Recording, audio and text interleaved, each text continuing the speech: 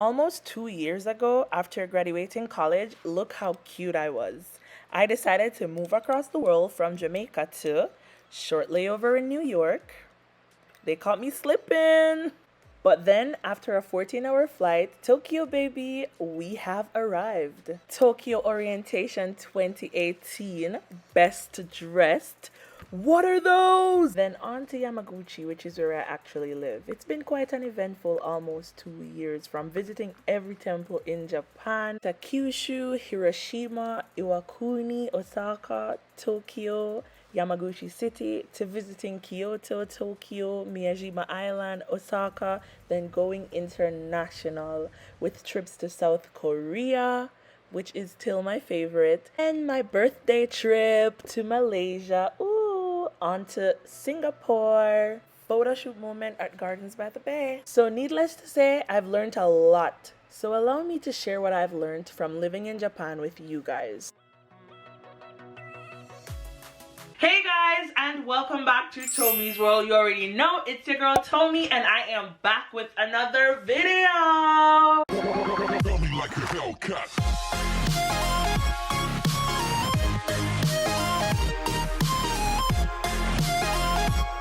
So in today's video, I'm going to be chit-chatting with you guys for a little bit, nothing too serious or heavy. I just want to share some of the things that I have learned after 2 years. Well, it's not 2 years yet, technically, but almost 2 years of living in Japan, because every country has their flaws, but every country also has amazing things going for them. And I have learned so much from living in Japan these past 2 years. I kind of feel like, whoa, is it almost 2 years already? I just came here in 2018. When was 2018? It's 2020. 2020 minus 2018, that's like 2 years ago. Wow. Anyway, let's just get into the video. These intros tend to be so long. So long, honey. So long. So long. Bye bye. So the first thing is tolerance. I know it seems like it's something bad, but it's actually not. I'm not gonna say I had anger management issues, but if you ask my dad, that's probably what he'll say, because I had this whole personality about just not letting anything go. Once you say something to me, I have a snappy retort. I'm just gonna be at you. We're gonna be going at it for hours, which is why me and my cousins were always in arguments, not even gonna lie, for the pettiest stuff. But since I've lived in Japan, I've learned the art of tolerance. I can be in any sort of situation after living here, because there is no way that you can get me to be angry or argue with you, because there is no way that what someone else does affects what I do anymore, which is crazy coming from where I was. I've been in so many situations where I could have answered out of anger and just been like, ugh, and attacked the other person, but I've learned the art of just controlling my own emotions, because if you react to every single thing in life, it just makes you such an angry person, and you will just always be dealing with people who have different opinions from you. So at this point in my life, it's like if someone says, yo Tomi, 2 plus 2 is definitely 22. I'm like, yeah bro, you right. They're like, you're not gonna get a rise out of me, honey. I don't know if this is because I've been living in Japan, or if it is because I came in Japan right as my teenage years finished, because I came when I was 20. So I'm probably just growing and maturing, but I'm just gonna count it as something that I've learned since being here. Okay, number 2, punctuality. Trust me, I'm not even gonna lie, as a Jamaican, we operate on what I'm gonna call Jamaica time. Now, Jamaica time is not necessarily a bad thing. It's just something that you need to understand, and once you understand it, you'll be fine with it. So for example, if someone invites you to a party at 6 p.m, do not be rude and turn up to the party at 6 p.m. Like, how can you be that rude? Obviously, the person invited you at 6 p.m. so that you'll get there by 8. But in Japan, it's a totally different situation, honey. I can't forget the first day when I was going to school. They sent my teacher to pick me up. She told me she would come at 7. So I was trying to be a good employee and be outside by 7 because she said 7. When I go outside, she's like, oh, you're here. Already there in her car. I'm like, how long have you been here? 15 minutes. She's been here since 6:45. Why didn't you say something? Well, I did tell you 7, so I didn't want to be rude. So since living in Japan, I've learned the art of punctuality. And I'm not even gonna lie, I'm a STC girl, short with teachers college. Not gonna say I loved it there, but you know, they did their thing. So I did learn the art of punctuality from my school. But punctuality in Japan is such a huge thing, and it just shows respect to be before time at all times. So I don't know, even up to this day, my Jamaican friends came from Jamaica. They're working and teaching English here now, close to where I live, and I can't seem to go back to Jamaica time. So I'll tell them 8, and then at 9 they're still not here, and I'm so offended. I'm like, I've been dressed looking this good for an hour and you're just pulling up like I'm late. No, it's not gonna roll like that. This is not Jamaica.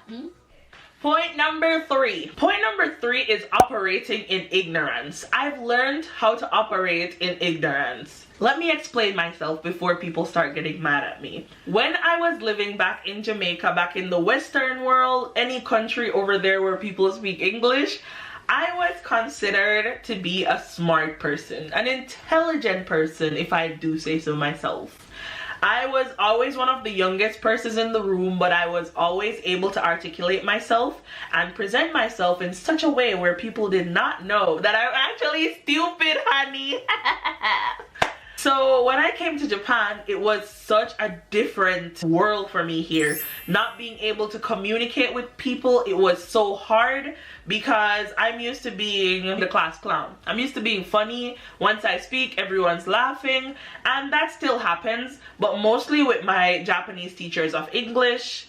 You know, people who actually speak English, they get my sense of humor, but it's been hard not being able to speak Japanese because everything just gets way more difficult when you're operating out of ignorance. So going to the supermarket just got a lot more difficult. It takes a lot more time because I'm scanning things to make sure that this is chicken, this is beef, just to make sure I'm getting the correct things because I have absolutely no idea what anything says. I can't read, I can't write. It was such a transforming experience when my supervisor had to sign my name for me because I couldn't write my own name in kanji or katakana, whichever one it was. Yeah, that I can do it now. Just so you know, I can. But at the time when I just came to Japan, I couldn't. And it was such an embarrassing experience. I'm like, what? So I think it will make me a better teacher because I am a trained English teacher, as I've said so many times. So it will make me a better English teacher because now I know where my kids are coming from. I know how it feels to not be able to read and write and understand certain things. So I think it's helped me to grow as a person, but still, honey, operating out of ignorance is still so difficult. I have a video coming soon where I'm gonna show you guys how I operate in a Japanese supermarket, so y'all will see that I'm an idiot like that. Okay, point number 4. I am a lot more clever than I give myself credit for. And I think this is a lesson that all expats learn once you travel outside of your own country. It's like initially you don't think that you'll be able to do certain things. How am I gonna go to the bank by myself? How am I going to go to the supermarket? And then once you live here, you just kind of adapt and learn how to do things on your own without any problems. And it's like, how am I even doing this? I've been here for so long that now I don't need any help to go to the bank or communicate with the bank staff because I know how to use the simplest form of Japanese, don't get me wrong. So I can ask for help. I can just do the basic things. It just makes you a lot more confident as a person. It's like, oh, I can totally do this. I don't think I would be able to solo travel if I didn't live in Japan first because I've been here alone since I was 20. So now I feel so much more confident as a person, as an adult. I mean, don't get me wrong, my house is still all crazy. I still make mistakes. I'm doing God knows what most days. I don't even know.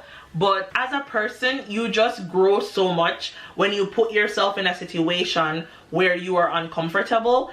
And once you put yourself out there, you're just gonna find out that you're so much smarter, so much more brilliant than you ever gave yourself credit for. Trust me. So if you're moving to Japan anytime soon and you're worried about anything at all, just know that you'll figure it out one day at a time. Point number 5, which is also my final point.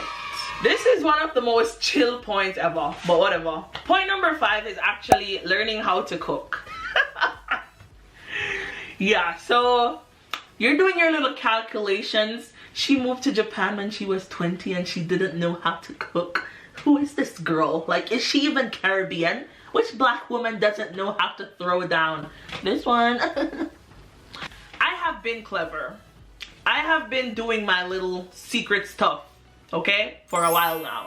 When I was in college, I used to buy like bulks of groceries and we had stoves and stuff, but instead of cooking, I would barter with my friends. I'm like, okay, I will provide the food and you provide the effort of cooking, and we'll count that as like quid pro quo, quid pro quo, quid pro lo, whatever. So I didn't have to learn how to cook in college, which was great. I didn't learn how to cook when I was younger because my mom always said, like, I don't want any kids playing in my kitchen. She loved to do her thing. That was her space. I didn't have a problem with it because I'm lazy, as I've said many a times, guys. Many times, I told you.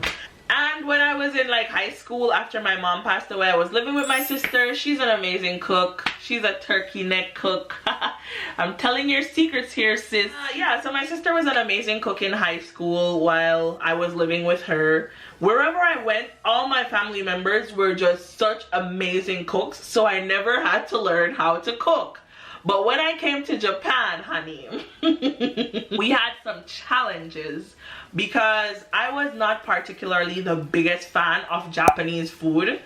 I mean, I wasn't messing around with the sushi. I didn't like sashimi. There were just so many Japanese food that I just wasn't a fan of. And I was starting to get really anxious. Like, my anxiety was like, oh girl, you're gonna starve, you're gonna starve. And I'm like, no, we cannot do this. So before I came to Japan, I had already decided that I would take a lot of seasoning stuff with me, like some browning and stuff like that. Plus, once I was here, my dad sent me a box. I did an unboxing video with you guys so you know what the stuff are. And I would always like look up how to cook stuff on the internet. I would call my sister or my friend Zodi or my dad. I'm like, yo, how do I make brown stew chicken? But now, I am a pro, okay? Also, just to add, guys, just this little bit of extra information. I have learned so much in my professional life, like how a school operates outside of Jamaica, that I wish I could take back to Jamaica. Because the way the Japanese school system operates, some of it, I would definitely just love to take back home. It's really amazing how they do their thing here. So yeah, coming to Japan really helped me to grow as a person. It helped me to grow into who I am as a woman, helped me to develop myself as an adult. I've learned so many things from living here, and I'm so grateful to Japan for all the things they have taught me. As per usual, thank you guys so much for checking out my video. If you aren't subscribed yet, honey, what are you waiting for? Join the family. Click that subscribe button. Click it, please. In my next video, I will be starting a new tradition of doing comment features. So I will be choosing my favorite comments and just featuring them at the end of my videos. Like this one is my favorite from my last video. So if you want your comment to be featured, all you have to do is leave a comment down below and make it nice and cute. I'll see you guys in my next video. Bye. Mwah.